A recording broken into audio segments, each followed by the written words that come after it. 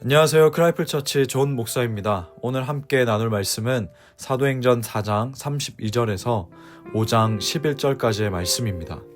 많은 신도가 다 한 마음과 한 뜻이 되어서 아무도 자기 소유를 자기 것이라고 하지 않고 모든 것을 공동으로 사용하였다. 사도들은 큰 능력으로 주 예수의 부활을 증언하였고 사람들은 모두 큰 은혜를 받았다. 그들 가운데는 가난한 사람이 한 사람도 없었다.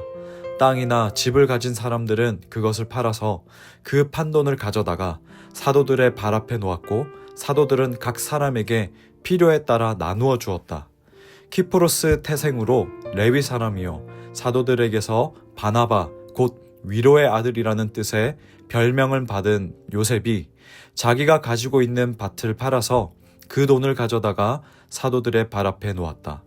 그런데 아나니아라는 사람이 그의 아내 삽비라와 함께 소유를 팔아서 그 값에 얼마를 따로 떼어 놓았는데 그의 아내도 이것을 알고 있었다. 그는 떼어 놓고 난 나머지를 가져다가 사도들의 발 앞에 놓았다. 그때에 베드로가 이렇게 말하였다. 아나니아는 들으시오. 어찌하여 그대의 마음이 사탄에게 홀려서 그대가 성령을 속이고 땅값의 얼마를 몰래 떼어 놓았소. 그 땅은 팔리기도 전에도 그대의 것이 아니었소. 또 팔린 뒤에도 그대 마음대로 할 수 있었던 것이 아니었어. 그런데 어찌하여 이런 일을 할 마음을 먹었어. 그대는 사람을 속인 것이 아니라 하나님을 속인 것이요. 아나니아는 이 말을 듣고 그 자리에서 쓰러져서 숨졌다. 이 소문을 듣는 사람들은 모두 크게 두려워하였다. 젊은이들이 일어나 그 시체를 싸서 메고 나가서 장사를 지냈다. 3시간쯤 지나서 아나니아의 아내가 그동안에 일어난 일을 알지 못하고 들어왔다. 베드로가 그 여자에게 물었다. 그대들이 판 땅값이 이것뿐이요. 어디 말해보시오. 그 여자가 대답하였다. 예, 그것뿐입니다.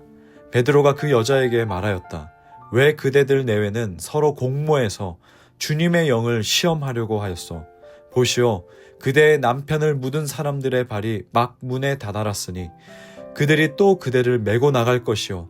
그러자 그 여자는 그 자리에서 베드로의 발 앞에 쓰러져서 숨졌다. 젊은이들이 들어와서 그 여자가 죽은 것을 보고서 메어다가 그 남편 곁에 묻었다. 온 교회와 이 사건을 듣는 사람들은 모두 크게 두려워하였다. 아멘. 본문의 첫 부분 4장의 마지막 이 부분은 너무나도 아름다운 예루살렘 교회의 모습이 나옵니다. 그런데 이 모습은 사도행전 2장에 기록된 모습과 비슷한데 여전히 이 나눔이 지속되고 있다는 점이 너무나도 놀랍습니다. 다만 2장에서는요. 오순절에 믿고 구원받은 3,000명의 성도가 서로 나누고 교제하는 그런 모습이었다면 오늘 이 본문의 4장의 모습은 이 베드로의 설교를 듣고 새롭게 믿은 5,000명의 성도가 서로 나누고 교제하는 모습입니다. 너무나도 놀라운 점은 3,000명, 5,000명 이렇게 새로운 성도들이 늘어난 것도 놀랍지만 이렇게 많은 사람이 한 사람처럼 움직였다라는 겁니다. 믿는 성도의 마음과 영혼이 하나가 되었다라는 거예요. 그 증거는 서로 물질을 나눴습니다. 자신의 재산을 다 포기한 것이 아니라 성도들의 필요에 따라서 어떤 성도가 500만 원이 필요하다. 어떤 성도는 1,000만 원이 필요하다. 그때마다 자신의 재산을 쓸 수 있도록 하게 해줬다라는 말입니다. 저는 이 본문을 보면서 우리 크라이플 처치가 생각이 났습니다. 처음 우리가 예배 초소로 삼은 이 성수동의 오래되고 작은 빌라도 한 집사님의 가정의 섬김으로 시작이 되었습니다. 아무리 빈집이라고 해도 그렇게 섬기는 것은 결정하는 것은 쉽지 않은 결정입니다. 참 그 우주연립을 요새 참 많이 떠올리게 되는데 떠올릴 때마다 사실 감사한 마음이 크고 늘 생각하고 있습니다. 아마 우리 크라이플의 모든 역사 가운데에서 이 처음 시작 장소와 그 섬김은 잊혀지지 않는 부분일 수 있겠죠. 이처럼 자신의 재산을 다 처분해가지고 균등하게 똑같이 나눠 가졌다라는 의미가 아니란 거예요. 이 본문 말씀을 잘못 해석해서 여기로부터 잘못된 이념이 나오기도 했는데, 그것이 아니라 긴급한 성도가 있을 때마다 자발적으로 누군가 팔아서 그 필요를 해결해주는 성도들이 계속 있었다라는 거예요. 그런데 어떤 강제로 한 것이 아닙니다. 누가 강요해서 한 것도 아닙니다. 그들에게 성령의 큰 권능과 은혜가 임했기 때문에 감사함으로 반응한 것이었습니다. 우리 사회는 각자 유토피아를 꿈꾸면서 자신의 관점과 분야를 통해서 해결해보려는 시도를 늘 해왔습니다. 그러나 한결같이 모두 실패했고, 사실 지금도 실패할 것이지만 이번만큼은 다르다는 태도로 시도하고 있고 믿고 있고 추구하며 살고 있습니다. 그러나 우리 그리스도인은 알고 있습니다. 아니요, 혹시 몰랐다라면, 혹시 왔다리 갔다리 한다면 그것이 아니고 확실하게 알아야 됩니다. 성령이 임해야 됩니다. 먼저 성령 충만해야 합니다. 하나님의 성품이 여러분의 삶, 나의 삶을 관통해야 합니다. 은혜에 대한 반응이 사람을 살리고 공동체를 살리고 사회를 살리는 겁니다.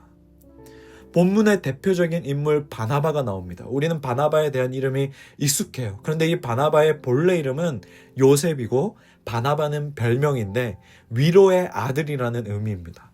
사도행전에서 계속 바나바로 불리는데 그 이유는 이 바나바라는 별명답게 요셉은 어려운 성도들을 위해서 자기 재산을 모두 기부했었습니다. 이 바나바에 대한 언급을 한 이유는 5장에 등장하는 아나니아와 삽비라 부부 때문입니다. 사실 신약 성경에서 아나니아 부부의 사건은 우리가 좀 단번에 이해하기는 좀 어려운 사건 중에 하나입니다. 밭을 팔아서 금액 일부를 숨겼다고, 거짓말을 했다고 이게 즉각적으로 죽을 일인가? 라고 우리가 생각을 하기 때문입니다. 한 가지 살펴볼 부분은 아나니아 부부가 재산을 처분하고 기부하는 그 과정에서 4장 마지막 본문 내용과 일치하는 부분이 있고 또 동시에 그렇지 않은 부분이 있다라는 겁니다. 아나니아 부부 역시 자발적으로 재산을 처분했습니다. 성령의 감동으로 그런 결정을 했겠죠. 그런데 차이점은 재산은 처분했지만 일부만 바쳤다라는 거예요. 일부만 바치면서 마치 전액을 바치는 것처럼 행동한 것입니다. 교회를 속인 거예요.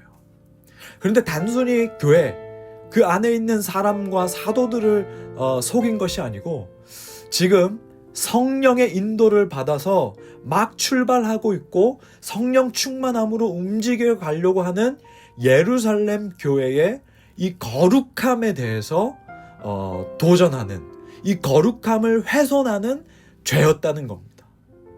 사도행전 4장 32절에 이렇게 기록하고 있죠. 많은 신도가 다 한 마음과 한 뜻이 되어서 아무도 자기 소유를 자기 것이라고 하지 않고 모든 것을 공동으로 사용하였다라는 이 말씀을 지금 아나니아와 삽비라 이 두 명이 거짓말로 만들고 있다는 겁니다. 하나님의 공동체, 하나님의 말씀에 대해서 거짓으로 만들고 있다는 거예요. 그래서 베드로가 이 책망하는 내용도 뭐라고 하냐면, 왜 나를 속였느냐가 아니고 성령을 속이고 땅값 얼마를 감추었다라고 책망하고 있다는 겁니다. 성령의 인도를 받아서 처분한 것은 맞지만 그 과정의 끝자락에서 사탄에게 미혹당하고 말았습니다. 그러니 단순히 감춘 것이 아니라 교회의 거룩한 정체성을 무너뜨릴 수 있는 죄를 지었던 것이죠. 그런데 아나니아는 사도 베드로가 말한 것처럼 재산을 팔 수도 있었고 그렇지 않을 수도 있었습니다. 그리고 팔았다고 해서 다 기부하지 않을 수도 있었습니다. 그냥 팔고 그냥 일부분을 기부해도 됐던 것이죠. 그런데 예배 중이든 기도 중이었든 감동된 그 마음에 처음에는 순종하여서 성령의 인도를 따랐지만 갑자기 일부를 취해서 전부라고 하고, 마치 바나바라고도 불리는 요셉이 받고 있는 칭찬과 사람들의 존경과 그 명예를 이런 거짓으로 자기가 취하려고 했던 겁니다. 어쩌면 그 기부하는 그 과정 모든 행위들이 다 거짓이었던 거죠. 하나님께 드린 것이 아니고 자신의 명예, 자신을 위해서 그런 행동한 것이죠. 그런 이들에게 하나님의 즉각적인 심판이 내려졌고 그 자리에서 쓰러져 죽은 것입니다. 물론 모든 죄에 이러한 즉각적인 심판이 있다라고 한다면 오늘날 과연 한 사람이라도 살아남을 수 있을까요? 없겠지요. 무섭지요. 두렵지요. 그렇다고 교회 안에 존재하는 죄를 놔두고 허용하라는 것도 아닙니다. 본문에 이런 사건이 기록된 이유는 바로 이겁니다. 현재 성령 충만한 공동체가 이제 형성되어 가는 그 과정에서 꼭 필요했던 것이 거룩함과 순결이었는데 이것을 오염시키고 전복시킬 수 있는 치명적인 죄가 지금 공동체 안에서 발생되었던 겁니다. 문제는 아나니아와 삽비라로 끝나는 것이 아니라는 거예요. 이 죄는요, 가만히 놔두면 멀쩡하던 다른 사람들에게도 오염이 됩니다.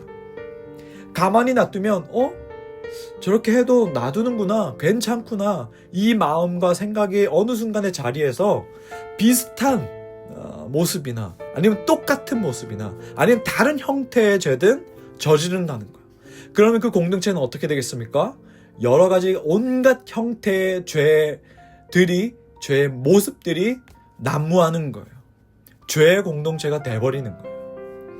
그러니까 구약 성경에 보면 이스라엘 백성이 아주 작은 죄, 그 틈 안에서 여러 가지 죄들이 난무하니까 공동체가 완전 파멸되지 않습니까? 하나님을 떠나게 되지 않습니까? 우리가 지금 여호수아 말씀을 계속해서 나누고 있는데 이와 동일한 상황이 여호수아에도 등장합니다. 그것도 제가 나중에 다룰 겁니다. 거룩한 공동체가 탄생했고 이제 그 사명을 향해서 첫걸음을 뗄 그 시점에 있는 예루살렘 교회입니다. 그런데 아나니아와 삽비라의 죄는 성령을 기만하고 속여서 공동체의 이 하나됨을 파괴하고 하나님의 뜻을 막아서는 치명적인 죄였습니다. 아마도 이 심판을 보고 공동체는 두려움도 있었겠지만 교회는 성령의 거룩한 공동체라는 것을 더 깊이 깨달았을 것입니다. 그리고 더욱더 외적으로 만반의 채비를 갖추게 됩니다. 하나님 앞에서 죄의 경중은 없습니다. 이 죄는 가볍고 넘어갈 만이고 저 죄는 무겁고 때려 죽일 사람이야 라는 그건 우리의 생각이고 판단이지 하나님 앞에서 하나도 용납될 만한 죄는 없습니다. 그렇지만 오늘날 우리 죄를 바로 심판하지 않는 것은 정말로 은혜입니다. 여러분, 이 은혜에 대해서 너무 당연하게 생각하지도 말고 하나님은 사랑이시기도 하지만 심판자이시기도 하다는 것을 꼭 기억하시기 바랍니다. 은혜와 심판 꼭 기억하시고 또한 이 공동체에 죄로 난무하는 공동체가 아니고 4장 끝에 나와 있는 그 모습처럼 성령 충만해져서 그 성령의 인도하심을 받아서 하나가 되는 우리 크라이플 처치가 되기를 주님 이름으로 축복하고 소망합니다. 기도하겠습니다. 하나님 아버지, 오늘 본문 가운데에 정말 성령으로 하나 되어서 몇천 명의 성도들이 많은 사람들이 마치 한 사람처럼 움직이고 한 사람처럼 한 마음과 한 뜻이 되어서 교회를 이루는 모습을 보았습니다. 정말 놀라운 모습입니다. 하나님 아버지, 우리에게 이러한 성령의 역사가 있게 하여 주시옵소서. 이런 성령의 다스림이 있게 하여 주시옵시고 충만함이 있게 하여 주시옵시고 채우심이 있게 하여 주시옵소서. 반대로 성령으로 출발했지만 사탄의 미혹에 넘어가서 결국에는 하나님께 심판을 받는 아나니아와 삽비라 부부도 보게 됩니다.